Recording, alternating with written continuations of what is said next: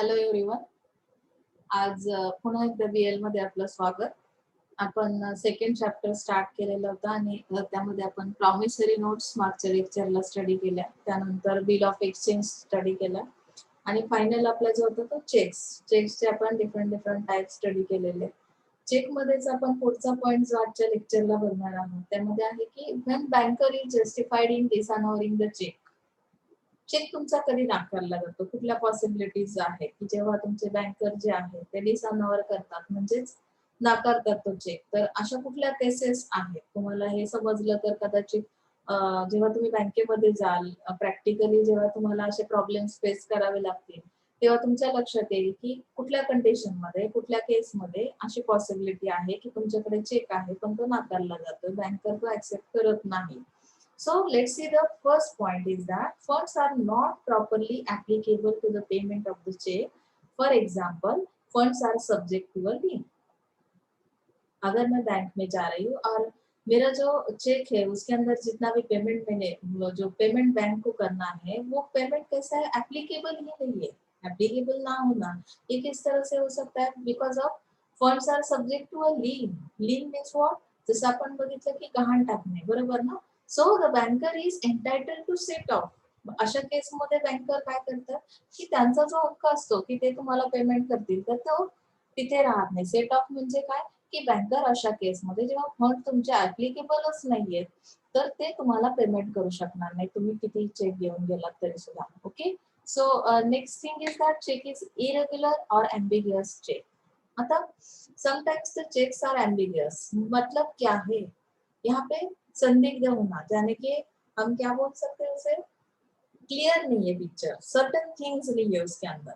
जैसे हमने चेक्स को स्टडी करते वक्त भी स्टडी किया था कि चेक का प्रॉपर होना, सर्टन थिंग्स उसके अंदर सर्टन अमाउंट का होना जरूरी है. सो यहाँ पे चेक इज इरेग्युलर और ambiguous, that's why the banker is dishonour your cheque. Okay. Third thing is that customer becomes insolvent. Customer के पास कुछ है नहीं. इंसॉल्वेंट यानी मैंने जैसे बताया ना की मराठीमध्ये त्याला म्हणतो दिवाळखोर आहे customer. At that time also dishonour your cheque from the banker. यामध्ये फोर्थ थिंग आहे डेथ, लुनॅसी और insolvency of the customer and the banker has notice of the same. अभी बैंकर आपका चेक कब ये कर सकता है कि अगर किसी की डेथ हुई है तो हमें डेथ सर्टिफिकेट बनाना पड़ता है. लुनेसी मतलब कि कभी कभी पागलपन के दौरे भी पड़ते हैं तो हम लोग मतलब नॉर्मल पर्सन नहीं है, एबनॉर्मलिटीज की वजह से भी आपका चेक डिसऑनर हो सकता है. इंसॉल्वेंसी है तो इंसॉल्वेंसी की वजह से भी बहुत बार आपका चेक क्या किया जाएगा कि डिसऑनर किया जाएगा. ओके.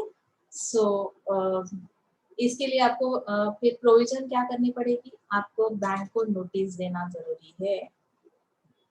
कस्टमर, जो भी कस्टमर ने चेक दिया है वो अगर नहीं है, अभी उसकी डेथ हुई है, अभी बहुत बार ऐसे होता है कि बैंक को इसकी खबर ही नहीं रहती, नोटिस देना बहुत जरूरी है इसके अंदर. So post dated cheque is presented before its ostensible date. कभी कभी फ्यूचर की डेट है और अभी हम अगर बैंक में वो चेक लेकर जा रहे हैं तो एट दैट टाइम क्या हो सकता है, प्रॉब्लम हो सकता है और बैंकर आपका चेक डिसऑनर कर सकता है. It is payable on the date mention on it. सो हमने ये भी देखा है कि डेट को मेंशन करना बहुत जरूरी है चेक के अंदर कि ये चेक कौन सी डेट को हम क्या करेंगे. तो हमने टाइप्स के अंदर भी देखा है कि टाइप्स में जो आपको लाइंस दिए थे तो लाइंस के हिसाब से हमने उसके मीनिंग स्टडी किए कि अगर ब्लैंक टू लाइन से उसके साइड में कॉर्नर में तो उसका मीनिंग क्या है, एंड को लिखा है तो उसका मीनिंग क्या है, निगोशिएबल है उसका मीनिंग क्या है.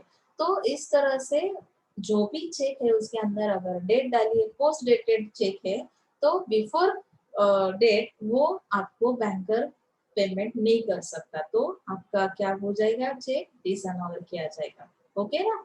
सो next thing is cheque presented beyond the period of 6 months from the date of issue. तो यहाँ पे आपको टाइम पीरियड, यहाँ पे भी डेट का ही इश्यू है कि cheque presented beyond the period of 6 months from the date of issue. आपने क्या किया कि डेट होने के बाद आपने 6 मंथ के बाद अगर आप चेक लेके जा रहे हो तो भी ऐसे हालात में आपको पेमेंट नहीं किया जा सकता. इज दैट क्लियर ना.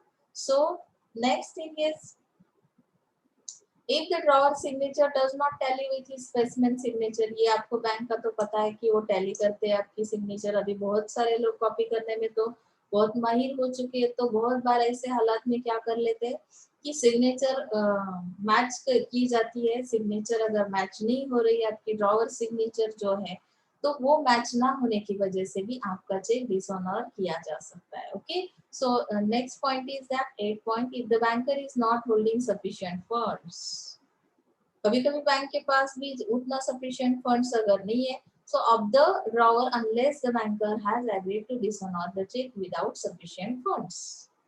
Okay, next is, if the customer countermands payment and communicates the same to the bank properly. countermanding का मीनिंग उन्होंने दिया है यहाँ पे, it means instructing the banker not to pay. If the banker pays in spite of drawer countermanding payment, the banker cannot debit the amount to the account of the drawer, and customer should countermand payment by notice in writing to the banker giving correct particulars of the check. Telegraphic message is not sufficient and the banker must receive the notice of it before paying the check in ordinary course. तो अभी ये जो condition है काउंटरमाइंडिंग की, तो customer काउंटरमाइंड्स payments, यानी कि यहाँ पे जो भी आप चेक लेके जा रहे हो, तो ऐसे हालात में जो ड्रॉवर है, ड्रॉवर ने क्या किया है कि इंस्ट्रक्शंस बैंक को दिए है कि अभी कोई चेक आप ये नहीं कर सकते, पे नहीं कर सकते, तो यहाँ पे वो जो नोटिस दी जाती है, वो नोटिस यहाँ पे only telegraphic message is not sufficient, ऐसा उन्होंने बताया। तो रिटर्न नोटिस का होना बहुत जरूरी है। So the banker must receive the notice of it before paying the check in ordinary course.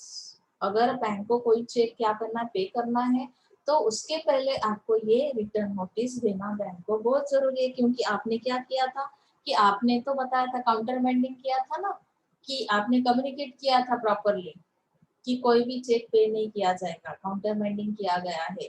तो यहाँ पे उन्होंने एक केस दी है, it can happen when a payer stops payment on a cheque और stops reverse transfer of funds. जब भी आपको फंड्स को ट्रांसफर करना होता है, तो at that time you have to give the notice to the banker. Okay, so holder gives notice to the banker of loss of cheque. अगर आप होल्डर है, इमेजिन करो कि कोई एक स्टूडेंट है, उसके पास एक चेक है, उससे क्या हो गया कि उसने वो चेक क्या कर दिया, गुम गया उसके पास से। तो फिर ऐसे हालात में हमें होल्डर, एज ए होल्डर क्या करना पड़ेगा कि नोटिस देनी पड़ेगी बैंक को। Okay, so if the cheque is not presented within the usual banking hours, बहुत बार हमारी ये भी आदत बुरी है कि हम लोग रूल्स और रेगुलेशंस बिल्कुल फॉलो नहीं करते, यानी कि बैंकिंग आवर्स कौन से है, उनका लंच टाइम है, और आप ऐसे हालात में अगर जाते हो 1 से 2 बजे का है, 2 से 3 बजे का है, तो ऐसे हालात में अगर आप बैंक में चेक लेकर जा रहे हो, तो वहां पे भी वो डिसऑनर किया जा सकता है। सो आपको बैंक का टाइम पीरियड भी पता होना बहुत जरूरी है।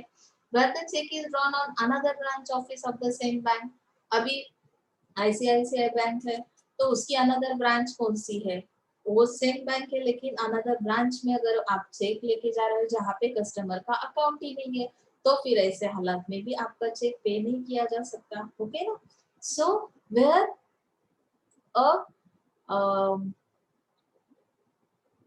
where a gamage order has been issued by the court attaching customer balance. No.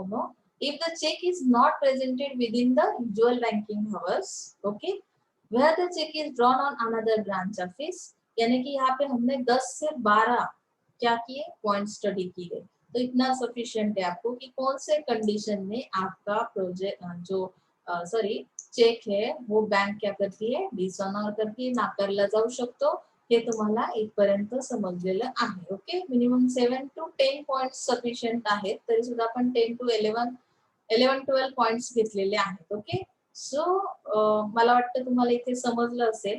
त्याचा पुढचा चॅप्टर आहे सेकंड चॅप्टरचा हा पुढचा युनिट आहे, सेकेंड यूनिट का पुढचा चैप्टर है कंज्यूमर प्रोटेक्शन एक्ट 1986। इसके अंदर हमें बहुत सारी जानकारी मिलने वाली है कि जैसे कस्टमर प्रोटेक्शन एक्ट में कस्टमर के राइट्स क्या है, कस्टमर क्या कुछ नहीं कर सकता, कंप्लेंट कर सकता है, डिफेक्ट है, डिफिशियंसीज है, डिस्प्यूट्स है, तो उसे किस तरह से हम क्या कर सकते हैं, कंप्लेंट्स कैसे दे सकते हैं। कोई भी अगर प्रोडक्ट हम परचेज कर लेते हैं, उसमें अगर कोई कमी है, डिफिशियंसी है, तो what can I do in that position or in that condition.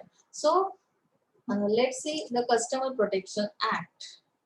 Objects and reasons first we have to study. So the objects and reasons in first point, the right to be protected against marketing of goods which are hazardous to life and property.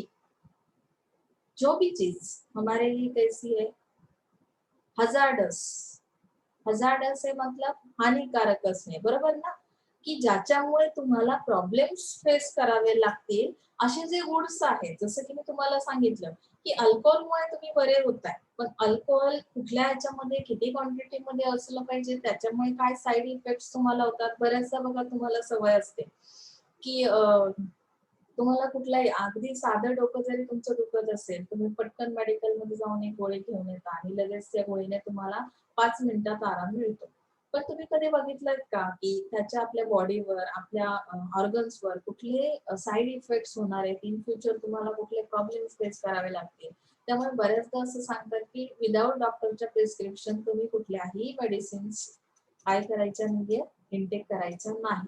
तसंच इथे आहे की suppose मार्केटमध्ये जर काही products असे आणलेले आहेत की जे तुमच्यासाठी हार्मफुल आहेत, ओके ना, सर, तर मग अशा केसमध्ये कस्टमर काय करू शकतो, त्यांना रोखू शकतो. ते राईट्स तुमच्याकडे आहेत. याचं मार्केटिंग तुम्ही करू नका मार्केटमध्ये. बऱ्याचशा ऍडव्हर्टाईज येतात, बरोबर की नाही. तुम्ही टेलिव्हिजन बघता, टेलिव्हिजनवर रोजच्या रोज किती हजारो ऍडव्हर्टाईज येतात. त्यातले सगळेच प्रोडक्ट्स तेवढे क्वालिटी असतात का? जर तुम्ही एखादा कन्झ्युम करून पाहिला, त्यानंतर तुम्हाला काही अगदी कॉस्मेटिक्स मध्ये तर हा प्रकार खूप घडतो. तुम्ही काही कॉस्मेटिक्स पाहिली की त्यामुळे तुम्हाला स्किन इचिंग होणं किंवा काही वेगळे प्रॉब्लेम्स तुम्हाला फेस करावे लागतात. तर अशा केसमध्ये आपण ते प्रोडक्ट्स मार्केटमध्ये येण्यापासून रोखले पाहिजे. ओके, तो एक राईट्स आहे. आता तुम्हाला कन्झ्युमर ऍक्ट का तयार केला, त्याचं ऑब्जेक्ट काय होतं, आपण हे स्टडी करतो. कंज्यूमर एक्ट जर नसेल, अगर ये एक्ट ही नहीं होता तो हम ये एक्शन नहीं ले सकते थे, बराबर है ना. जो कंज्यूम करने वाला है, कंज्यूमर है, उसको ये राइट्स दिया गया है, उसके ये ऑब्जेक्ट्स है कंज्यूमर प्रोटेक्शन एक्ट के, कि इस एक्ट के थ्रू आप लोग इस पे एक्शन ले सकते हैं जो कि हजार्डस प्रोडक्ट्स मार्केट में मार्केटिंग उनका हो रहा है. ओके ना. So the second thing is that the right to be inform about the quality, quantity, potency, purity, standard, and price of the goods to protect the consumer against unfair trade practices. अभी fairness और unfair क्या है कि business में अगर आप कोई भी चीज कर रहे हो तो फेयरनेस नहीं है. ऐसा अगर हम बोलते तो किस चीज के रिलेटेड है. अगर प्राइस भी है, मैंने जैसे आपको लास्ट इसमें भी बताया कि अगर एक पेन आप देख सकते हो कि इस पेन की प्राइस मैक्सिमम और मिनिमम कितनी होना जरूरी है, ये अफोर्डेबल होना जरूरी है कस्टमर के लिए. तो इसके लिए आपको कस्टमर एक्ट दिया है कि अगर प्राइस इसकी 100 रुपीज है, इमेजिन करो, तो ऐसे हालात में इसमें उतनी क्वालिटी है क्या, क्वालिटी कौन सा ये करेगा कि कस्टमर जो कंज्यूम करने वाला है वो अगर पे करता है 100 रुपीज, तो उसको ये राइट है कि इसके अंदर उतनी क्वालिटी होना बहुत जरूरी है. तो आप लोग क्वांटिटी पे भी ध्यान दोगे कि कितनी क्वांटिटी में मैंने प्रोडक्ट परचेस किया, उसकी क्वालिटी कैसी है, उसमें प्युरिटी है की नाही. सपोज एखादा मशीन घेतलं, त्या मशीनचे काम करण्याची कॅपॅसिटी किती आहे, त्याला मी किती पैसे पेड केलेले आहेत, त्याचं स्टँडर्ड कसं आहे, स्टँडर्ड मेंटेन कसं केलेलं आहे. म्हणजेच काय की इथे तुम्हाला कस्टमर जो आहे तो अनफेअर ट्रेड प्रॅक्टिसेसच्या विरोधात काय करू शकतो, तक्रार करू शकतो कंझ्युमर प्रोटेक्शन ऍक्टच्या through. Okay. Next thing is that the right to be assured whenever possible access to variety of goods at the competitive prices. तो कस्टमर जो भी है, कस्टमर जो है उसे चेंज चाहिए मार्केट में हमेशा. अगर आप कस्टमर हो तो ऐसे तो नहीं ना कि आप हर साल एक ही टाइप का ड्रेस पहनते जाओगे या एक ही स्टाइल का जो भी आपका मटेरियल आप यूज करते हो, घर में भी बहुत सारे गुड्स आप यूज कर लेते हो.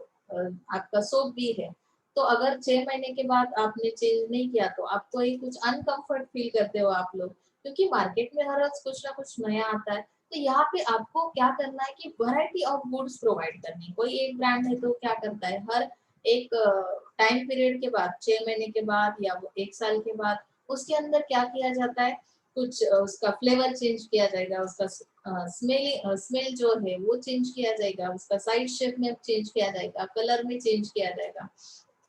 तो कोई भी प्रोडक्ट है तो उसके अंदर क्या होना जरूरी है, वैरायटी, कलर्स अवेलेबल किए जाते हैं। अगर आप मार्केट में जाते हो, मार्केट में मुझे क्या करना है, परचेज करना है ड्रेस मटेरियल, तो उसमें मैं वैरायटी देखूंगी ना, ऐसा तो नहीं है ना एक ही दिखाया उन्होंने, सिर्फ पैटर्न दिखाया, पता है कि एक ही कलर में अवेलेबल है, मुझे तो ड्रेस पसंद है लेकिन कलर पसंद है। तो ऐसे हालात में हमें क्या चाहिए, कस्टमर एक्सपेक्टेशंस क्या होते हैं वहां पे, कि वैरायटी ऑफ गुड्स आपको वो भी कॉम्पिटिटिव प्राइस में अवेलेबल होना जरूरी है। सो आपके लिए कस्टमर प्रोटेक्शन एक्ट बना दिया कि कस्टमर डिमांड कर सकता है, कस्टमर की डिमांड के हिसाब से अगर आप सप्लाई करते हो तो at that time you have to be a successful businessman in the market. Okay. Next thing is that the right to be heard and to be assured that consumers' interest will receive due consideration at appropriate forums. अभी यहाँ पे customer का interest इस चीज में है वो भी सुनना जरूरी है। बहुत बार ऐसे रहता है कि अगर मैं मार्केटर हूँ तो मेरी सुनना आपके लिए जरूरी है। ऐसा भी होता है बहुत बार, हम दुकान में जाते, शॉप में जाते और अगर किसी का रेट पूछते और बताते कि कोई बार्गेनिंग तो उतना हो नहीं रहा है, बहुत बार हमें ट्रेड मार्केट में भी ऐसा एक्सपीरियंस आता है, तो हम नाराज हो जाते हैं। तो कस्टमर का जो भी डिमांड है, कस्टमर की जो भी इंटरेस्ट है, उसके हिसाब से उसका सुनना, कंसिडरेशन, रिसीव ड्यू कंसिडरेशन मतलब क्या है, हमने कंसिडरेशन स्टडी किया है कि कस्टमर क्या चाहता है, कस्टमर की डिमांड क्या है, कस्टमर के हिसाब से हमें उसके इंटरेस्ट के हिसाब से क्या करना है, उसे जो भी गुड्स चाहिए, जो भी सर्विसेज चाहिए वो प्रोवाइड करने हैं। तो ये भी राइट्स आपको दिए हैं इस कस्टमर प्रोटेक्शन एक्ट में। Okay, the right to seek redressal, let's see, redressal against unfair trade practices. अभी यहाँ पे उन्होंने बताया है कि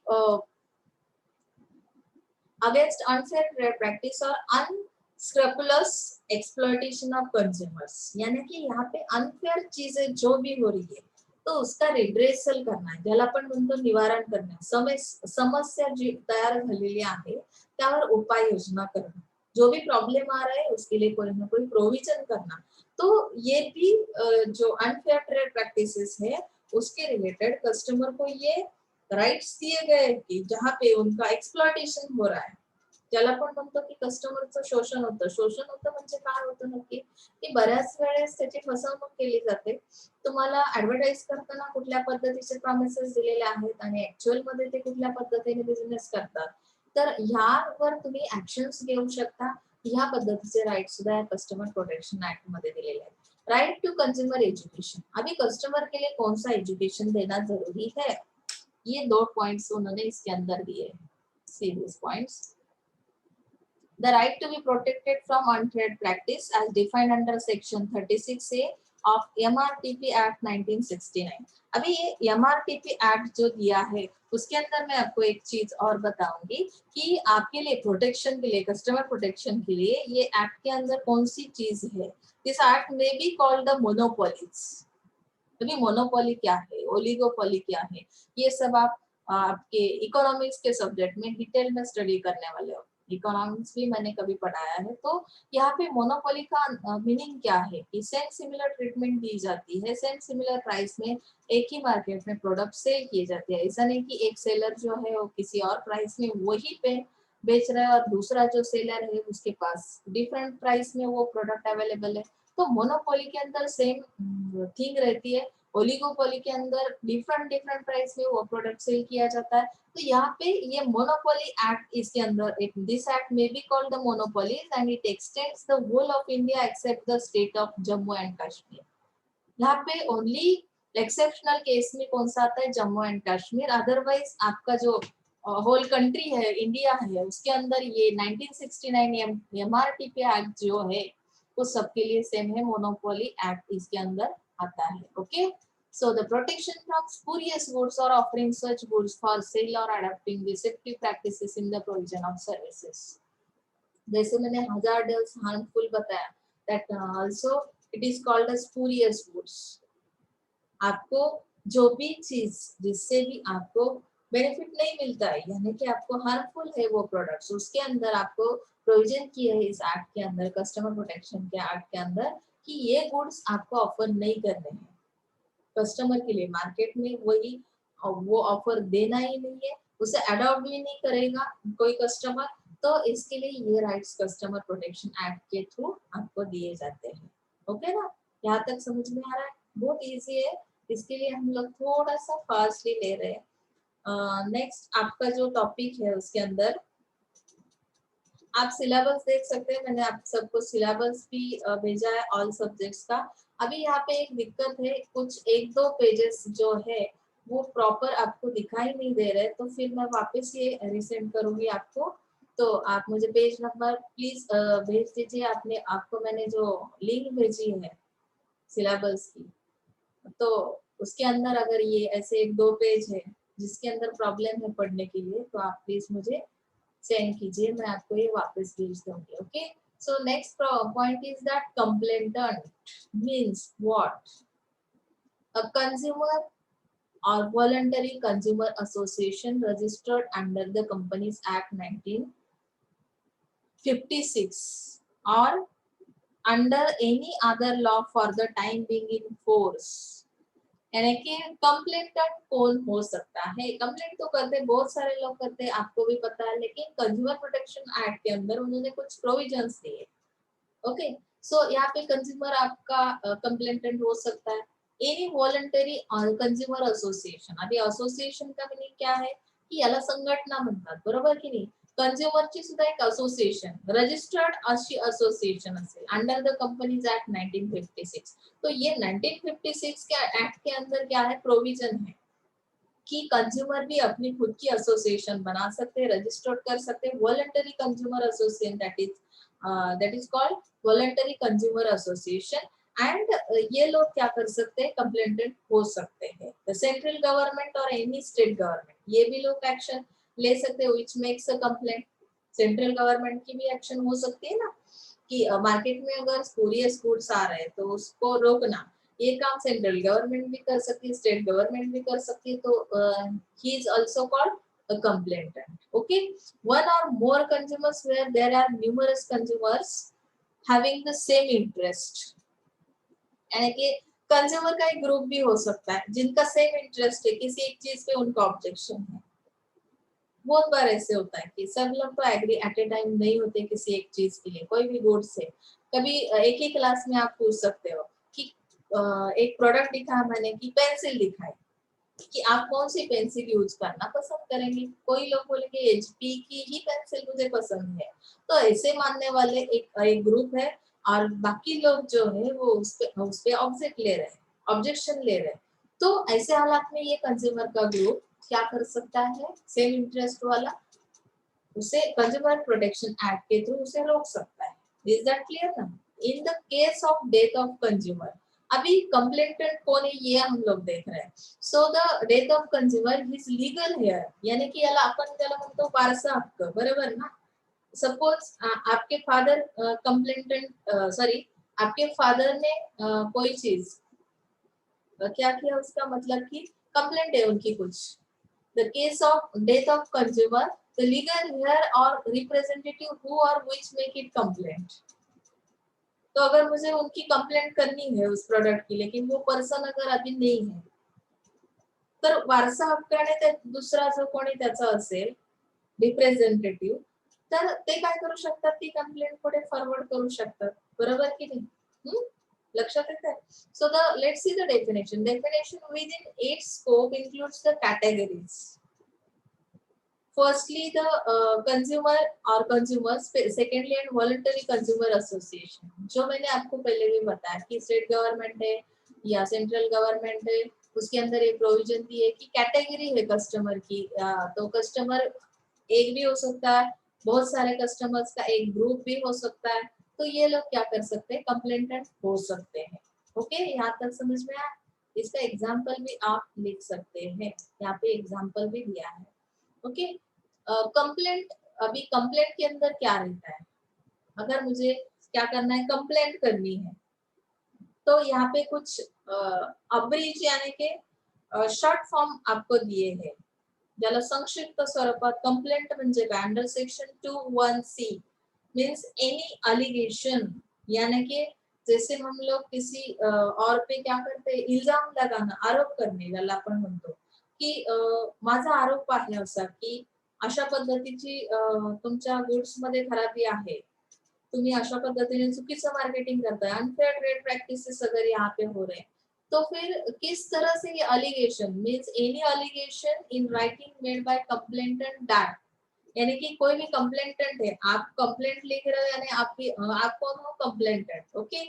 और अलिगेशन क्या है, अलिगेशन रिटर्न में दी जाएगी, रिटर्न में किस तरह से आप लिख सकते हो, एन अनफेयर ट्रेड प्रैक्टिस और restrictive trade practice has been adopted by any trader or service provider, यानी कि सर्विस प्रोवाइडर जो भी है, अनफेयर ट्रेड प्रैक्टिस जो भी है, रिस्ट्रिक्टिव ट्रेड प्रैक्टिस है, has been adopted by any trader or service provider,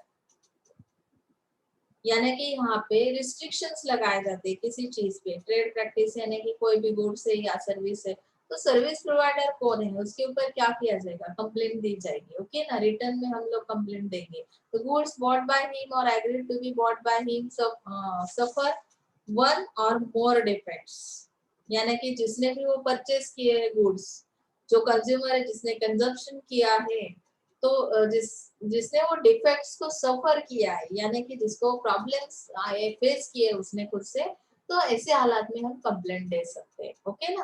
complaint कब दी जाती है, नहीं तो बहुत बार हम लोग क्या करते हैं कि अभी लेक्चर शुरू है, बहुत बार 45% बच्चे या 90% बच्चों को कोई दिक्कत नहीं रहती, लेकिन 10% लोग जो है विदाउट रीजन कंप्लेंट देते जाते हैं, क्यों, क्योंकि उनका इंटरेस्ट तो है नहीं, उनको बैठना नहीं है, अटेंडेंस देना नहीं है, तो बार बार कंप्लेंट देते रहते हैं, बराबर ना। तो ऐसे हालात में यहाँ पे कंप्लेंट कौन सी कंडीशन में देना जरूरी है, ये भी हम लोग यहाँ पे देख चुके हैं।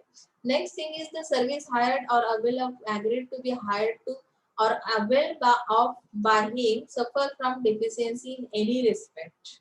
अभी डिफिशियंसी का होना, कोई भी सर्विस जब भी हम लेते हैं, ओके ना, जैसे कि मोबाइल की सर्विस है, मोबाइल में कुछ प्रॉब्लम हुई, आपका जो भी प्रॉब्लम है मोबाइल के अंदर, तो आप लोग क्या करते हो, कस्टमर केयर के अंदर हम लोग फोन कर लेते, वहाँ पे जो भी आपका प्रॉब्लम है, डिफिशियंसी कमी है, तो उसके रिलेटेड हम क्या करते हैं, कंप्लेंट कर लेते हैं, बराबर है ना। वो आपको टाइम पीरियड देंगे कि इतने आवर्स के अंदर आपका प्रॉब्लम सॉर्ट हो जाएगा, तो इस तरह से ये कंप्लेंट का एक तरीका है। तो next thing is trader has charge for goods mention in the complaint. अभी और एक चीज की कंप्लेंट यहाँ पे होती है, price in excess of the price fix by or under any law for the time being in force or displayed on the goods or on any package containing such goods within a view to obtaining any relief provided by under this act। बहुत बार complaints price से related होते हैं, excess of price fix by, यानी कि यहाँ पे जो भी प्रोवाइडर है, सर्विस प्रोवाइडर है, मैन्युफैक्चरर है, तो वो ट्रेडर क्या करते हैं कि एक्सेसिव प्राइस रख देते हैं। अभी मुझे फैमिली पैक परचेस करना है, मैं आइसक्रीम का फैमिली पैक परचेस कर रही हूँ, तो हमारा एक कंसिडरेशन रहता है एज अ कस्टमर कि वो फैमिली पैक की प्राइस इतनी मैक्सिमम और मिनिमम हमारी डिसाइड की जाती है, तो उससे भी एक्सेसिव प्राइस अगर फिक्स की है तो उसके लिए हम कंप्लेंट दे सकते हैं ना, बराबर है ना। कि डिस्प्ले जो किया था आपने, एडवर्टाइजिंग जब की थी, तब तो इतनी प्राइस नहीं थी, पैकेजिंग के ऊपर तो आपकी प्राइस, जब वो पैक हुआ प्रोडक्ट, पैकिंग के बाद आपने पैकिंग के चार्ज इतने लगाए, उस पर प्राइस बढ़ गई ना उसकी, तो कस्टमर का कंसिडरेशन तो उतना नहीं है, तो at that time you have to get a complaint, okay. So next thing is goods which will be hazardous to life, safety when use are being offered for sale to the public in contravention of the provision of any law for the time being in force, that means to display information in regard to the contents, manner and effects of use of such goods। ये सब किस चीज के अंदर रहता है, packaging जब करते हैं ना, पैकेजिंग के ऊपर लेबलिंग किया जाता है। अगर लेबलिंग आपका सही नहीं है, अगर आप नेक्स्ट ईयर मार्केटिंग लोगे तो मैं ये डीप में बताऊंगी आपको यहाँ पे इतना ही जरूरी है कि कंप्लेंट कब दी जाती है। तो हम लोग इन शॉर्ट यहाँ पे जितना बताया उतना ही मैं आपको बताऊंगी कि कंटेंट्स क्या है उसके अंदर। जब भी मैं कोई एक प्रोडक्ट परचेस करती हूँ तो प्रोडक्ट परचेस करते वक्त मुझे क्या देखना रहता है कि उसमें कंटेंट्स कौन से दिए हैं। कंटेंट्स के बाद उसका दूसरा चीज आता है कि मैनर क्या है, किस तरह से मुझे ये यूज करना है। बहुत बार डेमो भी दिखाया जाता है एडवर्टाइजिंग के थ्रू, ओके ना। उसके इफेक्ट्स क्या होंगे अगर मैं कंज्यूम करती हूँ एज अ कंज्युमर, कंझम्पशन के बाद जेव्हा मी त्याचा वापर करेन तेव्हा मला त्याचे जे रिझल्ट्स आहेत त्याचे इफेक्ट्स मला दिसणं गरजेचं आहे. So it can be mention on your packaging, okay. मग ते सेफ्टी जे काही सेफ्टी हेड्स आहेत ते तुम्ही मेंशन करणं गरजेचं आहे. कोई अगर मैं आपको एक सिंपल एग्जांपल देती हूँ कि आप मेहंदी पैक लगाते बराबर है ना, कलर किया जाता है, आप बालों को कलर करते हो ना, तो उसके अंदर डिफरेंट डिफरेंट कलर्स है. उसे कलर करने के लिए आपकी स्किन कितनी सेंसिटिव है, वो किस तरह से यूज करना है. आपके म्हणजे ज्याला पण म्हणतो डोळ्यांजवळ तो लागला नाही पाहिजे, तोंडामध्ये गेला नाही पाहिजे, असे जे सेफ्टी हेड्स त्यांनी काय दिलेलं असतं त्या पॅकेजिंग वर लिहिलेलं असतं. त्यामुळे आपण त्या प्रिकॉशन्स घेऊ शकतो. अगर वो नहीं दिया जा रहा है तो ऐसे हालात में अगर किसी को प्रॉब्लम फेस करनी पड़ती है, उसे हार्म होती है किसी एक कस्टमर को, तो वो कंप्लेंट कर सकता है. इज दैट क्लियर ना? Services which are hazardous, same problem यहाँ पे सर्विस के अंदर भी आता है. Services which are hazardous or likely to be hazardous to life, यानी कि बहुत बार injurious to life and safety with view to obtaining any relief provided by under this act. अगर मुझे किसी की मदद की जरूरत है, जैसे हम लोग बोलते हैं ना, कभी अगर हम प्रॉब्लम में हैं, बहुत बार अगर हमारे फैमिली प्रॉब्लम्स है तो हम किसको याद करते हैं, हमारे पेरेंट्स को याद करते हैं. अगर कोई गुड्स में खराबी है, डिफिशियंसी है, तो उसके लिए कंप्लेंट दे सकते हैं. अगर हम कोई सर्विस भी दे रहे हैं तो उसके अंदर भी अगर कोई इंजूरियस ऐसा पार्ट है उस सर्विस लेते वक्त, तो हम लोग क्या कर सकते हैं, उसके लिए हेल्प ले सकते हैं इस कस्टमर प्रोटेक्शन एक्ट के थ्रू. ओके ना, समझ में आया?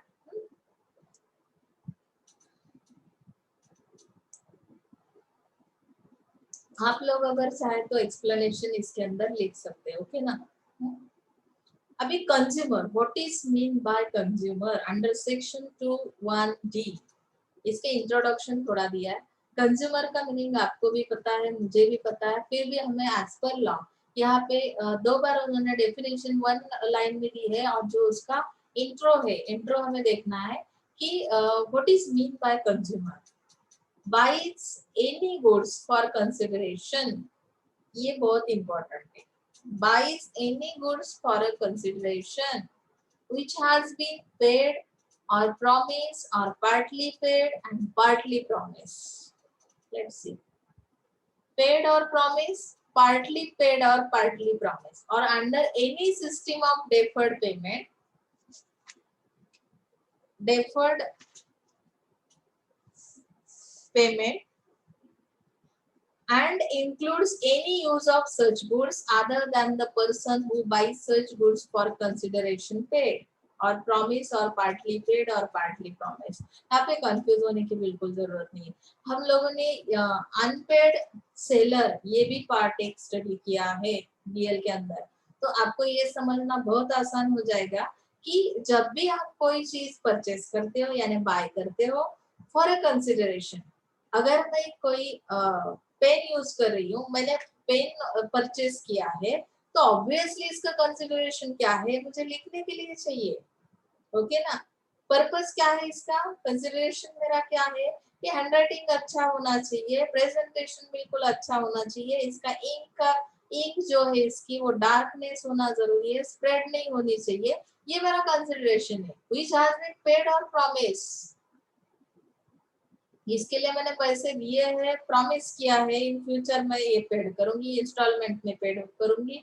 पार्टली पेड मतलब समथिंग इज म्हणजे तुम्ही काहीतरी दिलेलं आहे, थोडेफार पैसे तुम्ही पेड केले, बाकीचे तुम्ही बाकीची अमाउंट कशी देणार आहात, नंतर प्रॉमिस केलेलं आहे, इन फ्यूचर डेट तुम्ही दिलेली आहे.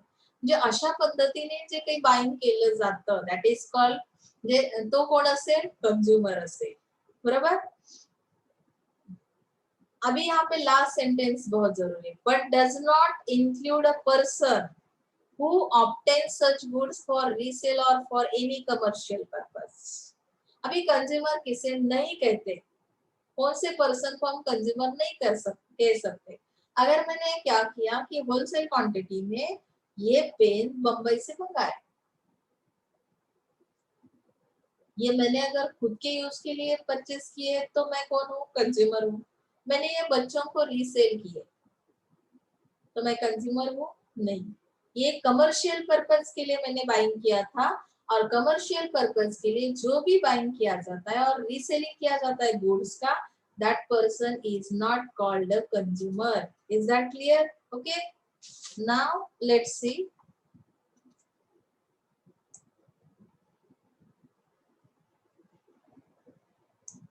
the definition of consumer.